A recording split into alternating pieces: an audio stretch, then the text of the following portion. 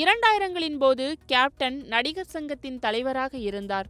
நடிகர் சங்க கடனை அடைக்க ஒட்டுமொத்த நடிகர்களையும் அழைத்து கொண்டு சிங்கப்பூர், மலேசியா என வெளிநாடுகளுக்கு சென்று கலை நிகழ்ச்சிகள் நடத்தினார்.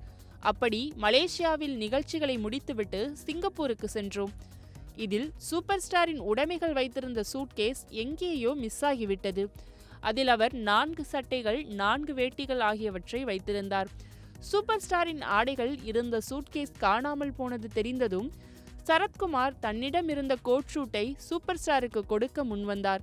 ஆனால் சூப்பர் ஸ்டார் அதனை வேண்டாம் என்று கூறிவிட்டார். மேலும் விஜயகாந்த் எப்படியும் வேட்டி சட்டை வைத்திருப்பார், அவரது வேட்டி சட்டையை எனக்கு வாங்கி வாருங்கள் என்று கூறி விஜயகாந்தின் வேட்டி சட்டையை அணிந்து கொண்டு சிங்கப்பூரில் நடைபெற்ற நிகழ்ச்சியில் கலந்து கொண்டார். கேப்டனிடம் கடனாக வாங்கிய வேட்டி சட்டை சூப்பர் ஸ்டாருக்கு தொளதொளவென இருந்தது. ஆனாலும் கேப்டனின் துணிகளை அணிந்து கொண்டுதான் அந்த நிகழ்ச்சியில் சூப்பர் ஸ்டார் கலந்து கொண்டார்.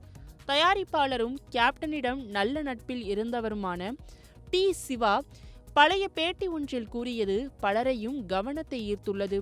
இது தொடர்பான தகவலும் வீடியோவும் இணையத்தில் வேகமாக பரவி வருகின்றது.